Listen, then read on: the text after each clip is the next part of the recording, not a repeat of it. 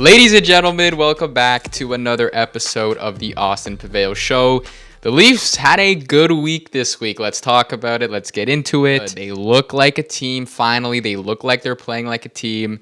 Let's talk about it. Leafs looked fantastic against the Jets. We're going to cover that game. We're then going to move into the Maple market as always, where I will go through all the Maple Leafs players, tell you if I think they are up, tell you if I think they are down, and then we will look around the league to see what else is happening around the National Hockey League, because it may just affect the Leafs, because the Leafs look like they are starting to contend in a playoff spot. They are only 4 points back, I believe. It keeps changing from 2 points back to 4 points back. I had a video the other day, and I had to correct it because it was like, they were 4 points back, and then they won, and then they were 2 points back, and then the next day they were 4 points back. So all over the place, but that is why we will look around the league in this episode. But starting off, I wanted to talk about that Leafs versus Jets game. The Leafs came back 4-1 and won that game. The Leafs going into this game had a 14% chance of making the playoffs, and that was from Money Puck. And I'm not even crazy for Money Puck because their odds fluctuate like crazy, right? Like I mentioned around the league, if you look at Florida, I think they're 4 points up, or I think right now they might be 1 point up on the Leafs. So in and around that range, they have an over 50% chance of making the playoffs, and the Leafs have a 14% chance. At least that was before the Jets game, and it was like, that to me, that's kind of ridiculous. But I'm not going to question their numbers. Their numbers are their numbers, and I think because the league is in a place where all the teams are so tight, those numbers are going to fluctuate like crazy, right? But that was their numbers going into this game. The Leafs had a 4-1 comeback. It was fantastic. Obviously, the big storyline in this one is number one, probably Auston Matthews having the best game that he's had in the last 2 years. And then number two, Dennis Hildeby looking unbelievable. And potentially, I will jump straight into this. Do the Leafs potentially need to move off of one of their goaltenders, right? Going into this season, you made the Brandon Carlo trade. You lose Fraser Minton, you lose Nikita Grabeckin to the Scott Laughton trade, you lose another first-round pick from that Scott Laughton trade. So one of your assets at this point might just be one of your goaltenders. And if it was up to me, I've always been a Joseph Woll fan. I think he is incredibly injury-prone, but I think so is Anthony Stolarz. The one goalie I'm not moving right now is Dennis Hildeby. He's way too young. He looks way too good. And I've been up and down on Hildeby because I think last year, he wasn't really a factor for this team, right? He didn't look ready. But this is a Swedish goaltender who is 6'7". He looks unbelievable, and he's not injury prone like Joseph Woll and Anthony Stolarz, and obviously a way smaller sample size, but like I said, he's not injury prone. So I'm not going to move that goalie.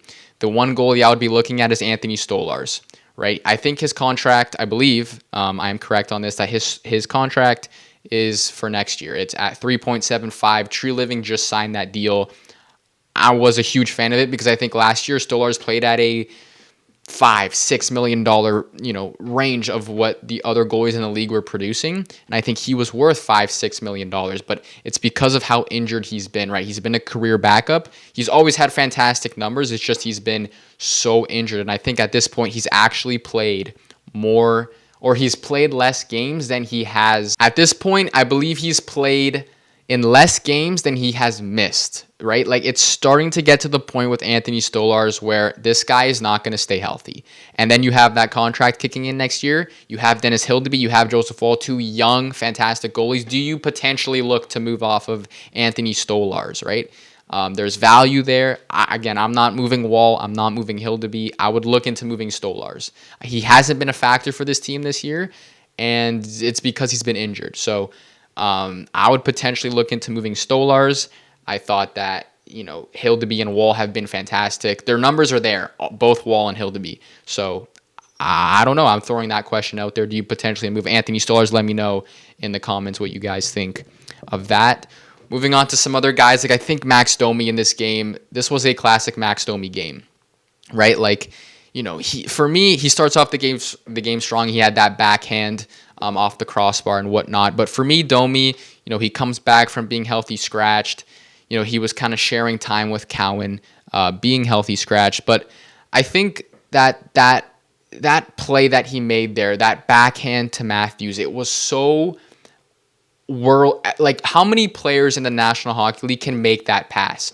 But also, how many players in the National Hockey League can make as dumb of a play as Max Domi had on that high sticking that costed the Leafs? It was tied at 4-4. He took the dumb penalty. Now it's 5-4.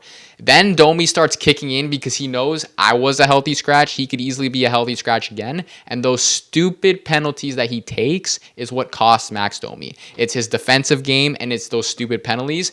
He takes a stupid penalty and minutes later he makes one of the nicest passes I've ever seen to Auston Matthews. This is why Max Domi is so frustrating, because that contract, that 4-year, $3.75 million contract, we've seen it so many times where Domi can play at that elite level. A couple years ago, I call it the Bertuzzi year, the year that they lost to Boston, because that Bertuzzi Matthews Domi line was so dominant at times during that season. I believe Max Domi was up there, if not first, in 5v5 assists, right? Like, he has that potential, but he takes so many dumb penalties and he is terrible defensively. So this was I call it a Max Domi game. Takes a terrible penalty and then minutes later makes an out of this world pass to Auston Matthews and he's kicking into high gear. He's winning every puck battle.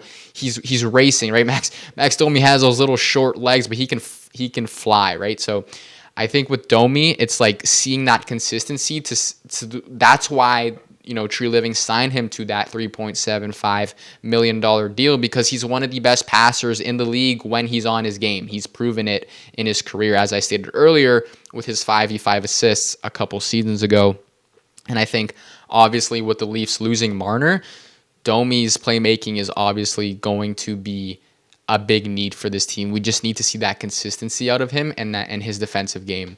And, I will say, it's tough. I've been very critical of Max Domi because I think that he hasn't really fit in on this team other than when it was Bertuzzi, Matthews, Domi as a line, right? And what's the line right now? It's McMahon, Matthews, Domi. It's that same style, and that's the only way I've seen Max Domi fit into this roster, because he's not good at center. I don't love him on the wing because he's terrible on the boards. He can't make any plays out of his own zone off the half wall. And he really only excels when he's playing with one of the best players in the world in Auston Matthews. So where's the value? Well, the value is in his playmaking ability, so he needs to bring that, and I think he's doing it at this point. And since getting scratched, I've liked his game way more. And, of course, shooting the puck. This guy is much more of a threat, Max Domi is, when he's shooting the puck. Again, I'll call it a Max Domi classic game because that's what I feel this game was.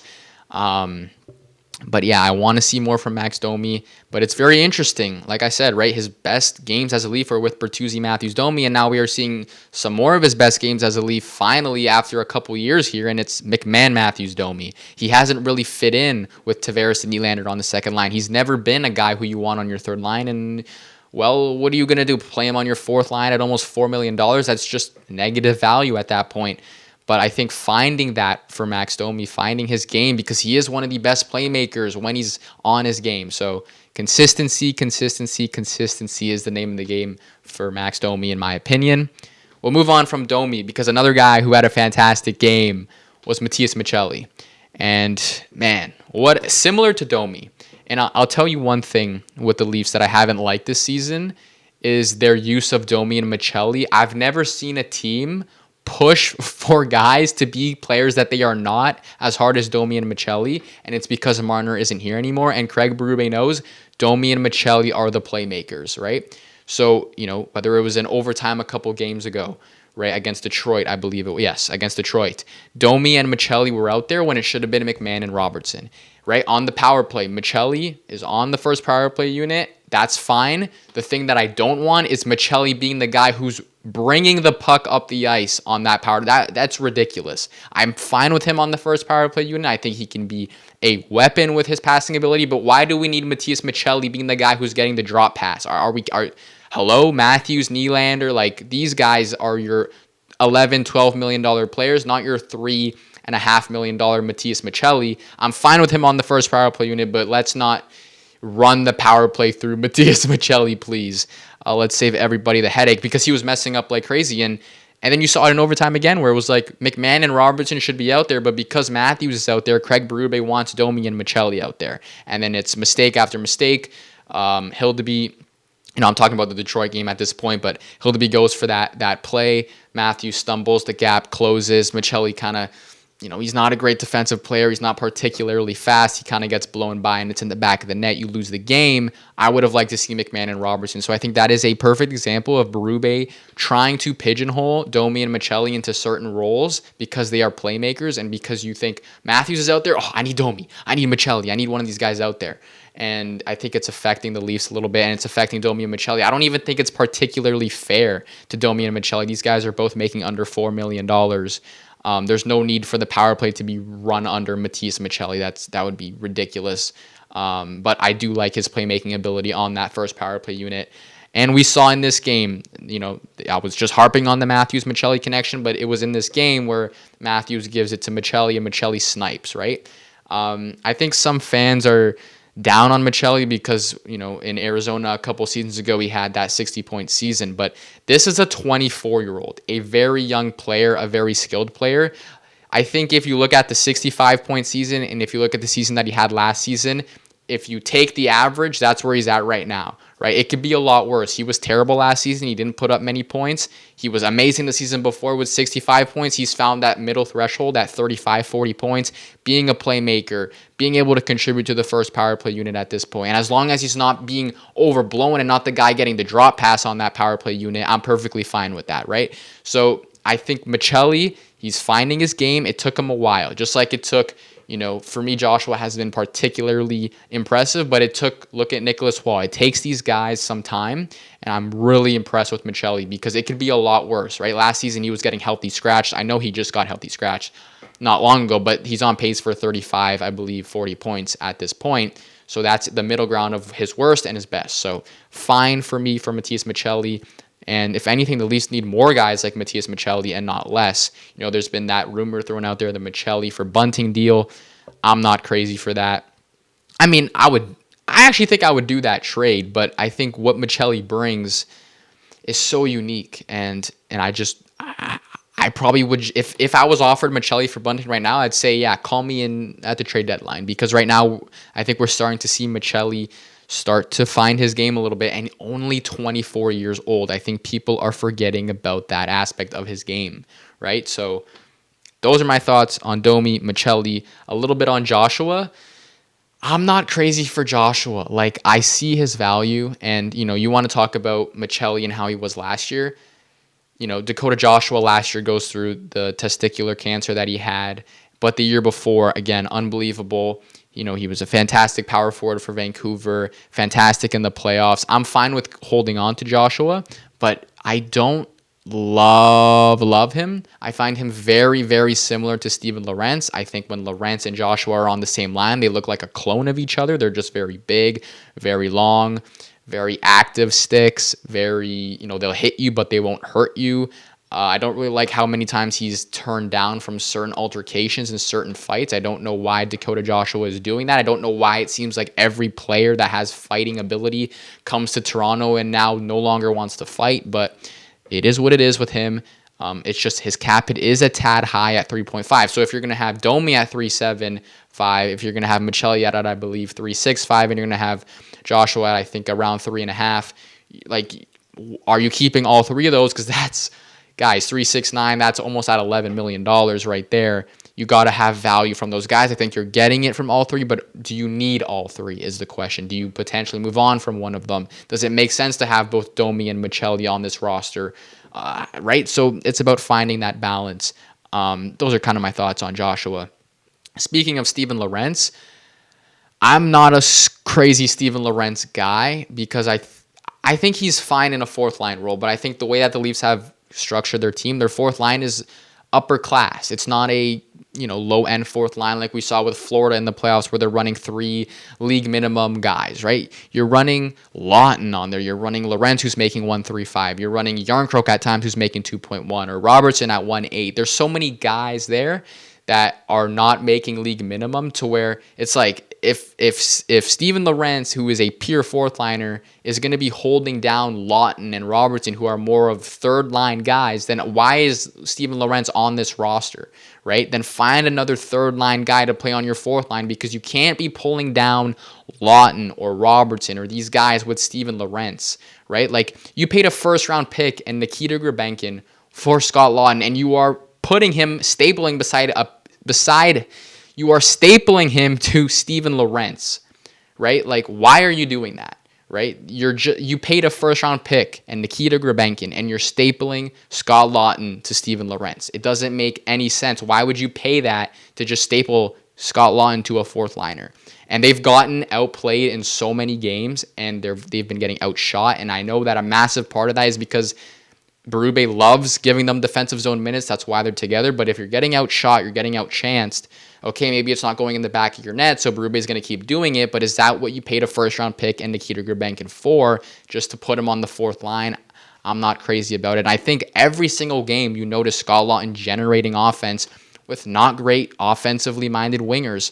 So for me, I got to see more out of Craig Berube's ability to know how to use Scott Laughton, because, again, I will say it for the third time, a first-round pick and Nikita Grabenkin is not a joke. That is, we need to get Scott Laughton in more offensively minded minutes, because I think I've talked about it. I think Scott Laughton, there's so much talk about the Trent Frederick deal. It's similar to the Yanni Gourde deal, where it's like crazy terms set 6, 7, 8 years, and then you're giving them $2.5 to $3.5 million to get that AAV down. I would give that to Scott Laughton any day of the week, because he's a leader. You look at the impact that he had in Philadelphia and not even wanting to leave, and you're seeing it, the personality. You look at those Ryan Leslie interviews, and he asks who's the best guy, who's the funniest guy. It's always Scott Laughton. I think he plays with such passion, with such heart. He's from my hometown in Oakville, so I would love to see Scott Laughton be a Leaf for a long time. But yeah, I got to see more from that in my opinion.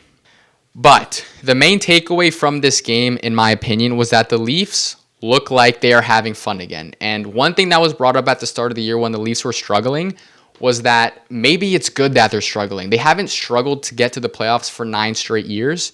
And it's been a cakewalk, and it's been boring, because they're going to make the playoffs, and you're just waiting for the first round to start, because that's where their struggles have begun. But at the start of the year, when they've been struggling, people have been saying, well, maybe it's good for them to find some character and to claw their way into a playoff spot. And watching that game, that is the first thing I thought of. Look at the character that was built through that Matthews goal, of him pushing through his struggles and igniting the crowd on that hat trick. Look at the goal from Troy Stecher, right? Like, this is what builds character within a team and builds that cohesiveness within a team, to where if you're battling to get in a playoff spot versus a team that's been sitting in a playoff spot since October, who's going to have that little bit of edge, or that little bit more character within the team?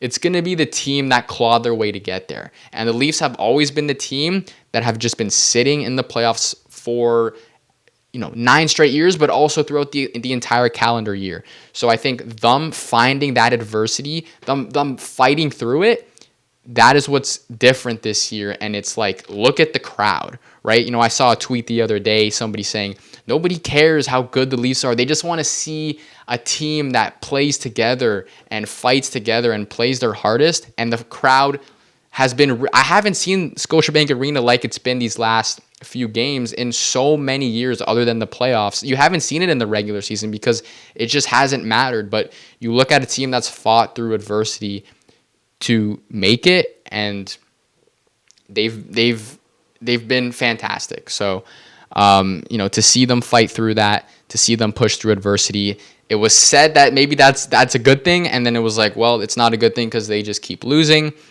But they found it a little bit. They found it, and Scotiabank Arena has been buzzing. So that's been just amazing. And I think it builds character, right? You can't tell me Troy Stecher, Matthews. You look at those goals, that's building character within a team. And then the last thing that I would say is, if you look at the way that Berube's wanted them to play, he's definitely adjusted. Like, you look at, how many people were complaining about Berube's dump-in system. How many times have you noticed the Leafs dump the puck these last few games? I think it's changed dramatically, and I think it's Berube adjusting. You look at the Pete DeBoer rumors that were shut down there. I think the Leafs are going to play into Craig Berube. The Mark Savard firing looks hilarious. I think the Leafs now have 4 power play goals in their last 4 games. It's been a huge jolt to this team. But I think what you're seeing these last few games is what Craig Berube wants. He wants a team that's going to play together. And this is why you never brought back Mitch Marner this season. And, whether you think it was the right move or not, it was to have all these guys be able to play cohesively together, whether it's Nick Waugh, Scott Lawton, Steven Lorentz, Joshua, Michelli, Nyes. All these guys are starting to find their roles, and you can't really do that with such a top-heavy roster and playing as a team, having 6 D-man all the way through, Oliver Ekman-Larsson and Troy Stecher as your third pair is fantastic. But I do think it's very interesting. You looked at the Leafs doubling down on Berube, and everyone was kind of like, well, why? And then as soon as that kind of came out that they were not going to fire Berube, you all of a sudden see adjustments. And it's something that I think they went over with Berube and saying, hey, if you're going to stay, we kind of have to change the way we're playing. And I think I noticed it a couple times where, usually it would just be a dump in and the Leafs defender kind of looks back and says, no, I'm going to give it back, right? It's always been interesting with me, the Berube thing, because, so much has been talked about the playoffs. Well, the Leafs have the most success in the playoffs under Craig Berube, so why would you fire him? And then it's like, we want, a puck possession team. It's like, well, you had that with Sheldon Keefe, so what are you going to do, go back to a puck possession system? You'd just be doing circles. It doesn't make any sense, right? So I think if you can find the balance with Berube where you have the dump-in system, but you also don't abuse the crap out of it to where you're just giving the puck away all the time, then you actually have that nice balance to where maybe you see some more regular season success, and then you still have the Craig Berube factor where he was the best coach you had in the playoffs. You had the most success with him, so keeping him around would make sense. So I think finding that balance for Berube, it looks really good right now, and I think he's being heard by these guys. He's being heard. For a minute there, it looked like he lost them, right? But I think because he's adjusted, I think that's the main thing, is he's adjusted, and the guys are starting to notice some success if they listen to what Berube wants them to do, while also not being overkill in the way that he wants them to play with always dumping it in. So, that's what I would say with Berube. We'll see how these next weeks go. They're 4-0-1 in their last 5. We'll see if that continues. But for right now, it looks like a completely different team. And I think it starts with Craig Berube's adjustments. I think it starts with Auston Matthews looking like Auston Matthews. And I think it ends with this team looking like a team that actually is having fun again and is clawing their way into a spot which they haven't done in the last 9 years. And I think that builds character and cohesiveness within a roster that was looking dead just weeks ago. Moving on to the Maple market, where I will look at every single player and kind of tell you, are they up or are they down? So for me, Easton Cowan, I'm going to go down. I love the way Cowan was playing before he got scratched. I didn't think he deserved to get scratched. I made a tweet about that. In his last 15 games of the time of his scratching, his numbers were not different from Matthews or Matthew Nyes. So I thought it was unfair to hold a 20-year-old accountable when, Auston Matthews and Matthew Nyes were playing games. It just didn't make any sense. I think he's come back, and I think his confidence has been hurt a little bit. And I think you are seeing a team start to play more cohesive together to where Cowan is like, do I have a role with this team right now? Because Nick Robertson has been fantastic. Nicholas Waugh has been fantastic. Matthias Michelli has found his game. So I think Cowan is starting to look from the outside in again, and I think that's kind of hurt his confidence since his scratching, which, again, I don't think was fair at all. But right now, it doesn't look like it was the worst move ever. Do you potentially send him down to the Marlies? I would consider it, but I would say down for sure for Easton Cowan. Max Domi, I'm going to go up. I'm going to go up because I think I see the high end of his game that we haven't seen, whether it was that highlight reel goal the other night, whether it was that highlight level play to that pass to Auston Matthews. I'm going to go up because I'm seeing the high end, and even though his low end is still there in his defensive game and his discipline, his self-regulation, whatever you want to call it, I think I'm seeing the high-end game, and at the end of the day, he's going to be playing with high-end players, so I'm going to go up with Max Domi there. Kelly Yarncroke, I've never seen a player more vanilla. I've never been overly critical on Yarncroke because I think he can score 15 goals. He can be a fine fourth liner. I think he works his butt off, but yeah, I'll go down just because he's not really doing it and making an impact. Dakota Joshua I won't rank because he's injured, but prior to his injury, I'd probably go down just because I man, he's so similar to Steven Lorentz. It's just like a visual thing, and he makes 3 times as much. But yeah, I'll go down if I had to, but obviously wishing him all the best with his injury. Matthew Nyes definitely up. He had, I think it was 3 goals in like 27 games there, and then now obviously he's scoring again, and he's doing it while being a leader, right? Like you look at that fight that he had with Nico Hischier, pure leader, right? And even the way he's scoring these goals, there's no crazy jubilation. This is business. I'm Matthew Nyes. I'm a leader of this team, which has been fantastic. So gotta love that for Matthew Nyes. Scott Laughton, he's been fine, so I'll just go up. Nothing crazy there. Steven Lorentz, I'll go down because I'm not the biggest Steven Lorentz guy. I'm not crazy for Steven Lorentz. But I'd probably like him a lot more if he wasn't being stapled to Scott Laughton all the time. So we'll go with that. Matias Maccelli, there you go. That's a big up. Big game for Maccelli. He's looking more confident. The Leafs are looking like they're actually going to use him. And this is where I got to give the Leafs credit. Whether it was they're adjusting with Craig Berube, which I just talked about, or whether it was saying, hey, we have Maccelli, let's actually use him. I would say be careful not to overuse him again. I went to a Leaf game, a couple days ago, and they were dropping the pass, on the power play, there was times where they were using the drop pass to Maccelli, and that's, again, that was like boiling my blood. Like, do not overuse and pigeonhole this player because you're trying to find that playmaker mold. Like, relax. He is a good middle sixer who can play with elite talent and has elite playmaking ability if you don't overuse him. Matthews, there you go. That's the big up, right? Like, he's been unbelievable for them. Hat trick, best game in 2 years. Both, I would say all 3 of those goals. I haven't seen him do any of those plays in years, right? Like that tip. Like when was the last time you see Matthews have a nifty move like that? The pass from Riley at the end of the second period. When was the last time you've seen a release like that from Matthews? So it was 3 unbelievably skilled goals. I think it's super telling the way he scored those goals too. They weren't just tap-ins. They weren't just whatever. They were highlight reel goals. Not highlight reel, but the skill of what makes Auston Matthews was displayed on those 3 goals, right? So that's a great sign. Bobby McMann, I've always been a Bobby McMann truther. I love his game. I think he's just, I've always loved him, man. Like big, strong, good defensively, and he had a tough one there in the playoffs where fans were getting on him, but I think it was valid at that point. But when he's going, his speed is just unbelievable. So I'd go, big ups for Bobby McMann. UFA year, he's one of the only guys who hasn't really struggled this year.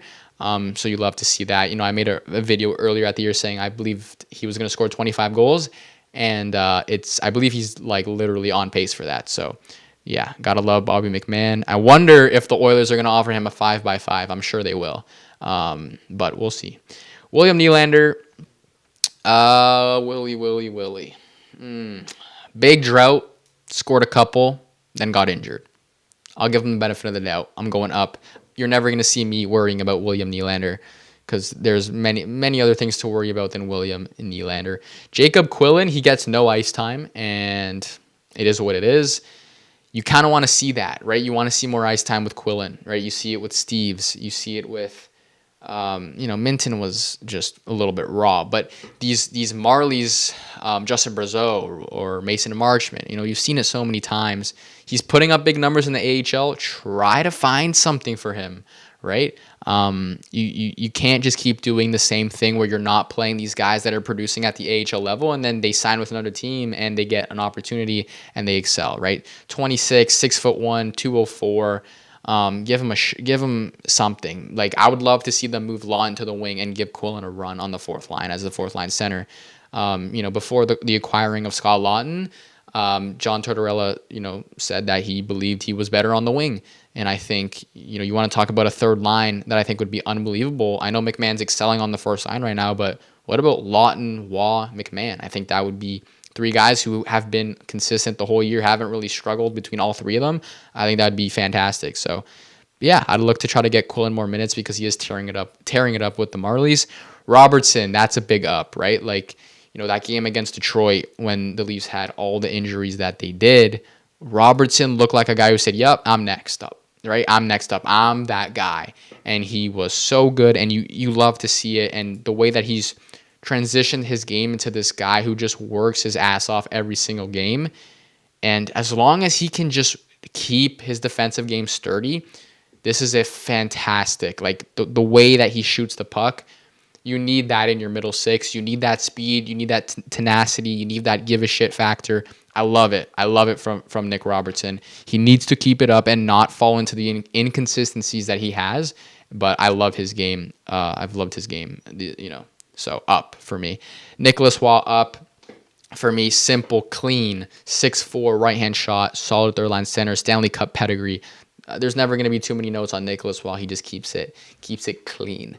John Tavares, we got to go down, right? I believe he's struggling. I think it was, 4 points all of December. One, I believe it was even strength goal. So, tough for Tavares. But again, like Nylander, I'm not going to worry about a guy like that. I just think these guys are too good, too professional to find themselves in droughts and me having to criticize it and worry about it. But you need to start seeing it. I think if he gets just one crappy goal off a knee, off a leg, and then it snaps in, and he kind of takes it from there. Looking at the defense, Matt Benning, I have no idea why he's not getting any chances. He makes over I think he's at 135 million. Don't know why he's not getting a shot. Especially with Simon Benoit, Philip Myers playing the way that he has. Just give Benning a chance. Whatever. It is what it is. I don't know if the Leafs organization just doesn't like him. They're obviously the ones that are watching him more, so maybe there is something there that we're missing, but I don't know at this point. I think many Leaf fans think there's nothing worse than Philip Myers, so I would like to see Benning get into the lineup. Simon Benoit has looked fantastic since he's found himself back in the lineup at this point, but yeah, I think it's tough because you want OEL on his strong side. I think Benoit, if he's in the lineup, is Ekman-Larsson then on his weak side. How does that affect roster lineup decisions? So I think, I don't know about Benoit, but I'd go up because I think he's been fantastic when he's played since being scratched. Carlo has been injured, but obviously he struggled all season. Oliver Ekman-Larsson, he just made Team Sweden. He's been... What a surprise. I hated that signing when it happened. Genuinely, from the bottom of my heart, I thought it was one of the dumbest signings in all of free agency. I honestly think it's a little bit lucky. I don't think he was worth that contract when he signed it, but shout out to Toronto scouting team. It's been unbelievable with Ekman-Larsson. The only downside is he's old, right? I don't know how long he's going to be able to do this. If the Leafs fall out of a playoff spot, I'd like to see them cash in on him because there's no need to have a 35, 36-year-old Ekman-Larsson going into next year. It's just he's not going to be able to maintain this for years anyways. If you're not in the playoffs, cash in on Ekman-Larsson. Those are my thoughts on Ekman-Larsson. Jake McCabe, he's been a stone, a rock, a stone, whatever you want to call it. Unbelievable play from him and one of the most important leaders on this team. Yeah, up for him. And then Riley, he's been okay. Nothing too crazy for me. Troy Stecher, one of the best moves this season. Unbelievable waiver claim. What more do you want from him? I think in his card right now, his defensive analytics are in the 90s. It's ridiculous. Unbelievable move by the Leafs to pick him up. And he's just been a little spark plug. You look at that play he had the other night where he took it up the ice by himself. How many Leafs defenders can do that? OEL. Riley doesn't really do that. Troy Stecher has been unbelievable, and the last guy on the list right now is Chris Tanev, who's obviously injured again. If Chris Tanev is going to be injured long term, Troy Stecher is going to be massive for this Leafs team. So, yeah, Troy Stecher up. Chris Tanev, I thought he was fine after he settled in from that long injury, but then getting injured again is unfortunate. I don't really think you can blame him. I believe it was a puck to the foot there. Dennis Hildeby, we're going big ups. Unbelievable. Man, the Leafs goaltending is so different from what it used to be many, many years ago. It's one of their strengths. Again, 6'7" is his height. Big boys, Leafs, Hildeby 231, Stolarz 248, Joseph Woll 212, 3 solid goaltenders. Do you potentially move one? That was one of the headlines of this podcast and this episode. So maybe. But that would be the Maple Market. Those are my thoughts on the Maple Market. And then we look around the league quickly here at the standings. The Leafs sit 2 points out. So it's Florida 1 point ahead of them. Buffalo has that last wild card spot in the East, 2 points ahead of Toronto with 1 game. Leafs have 1 game in hand. Or Buffalo has 1 game in hand. The Leafs are at 40 games. Buffalo is at 39. Around the league, Colorado is in first. Dallas is in second. Minnesota is in third. Detroit is surprising, man. It's going to be interesting, these playoffs, because if it's Toronto and Florida squeaking into those wild card spots, they're still going to be going up against Detroit and Montreal. It's like the flip. It's the reverse of what we're used to seeing. So very intrigued there. But ladies and gentlemen, thank you so much for tuning into this episode of the Austin Pavao Show. The Leafs look good for the first time in a long time. I'll see you next week. Talk to you then.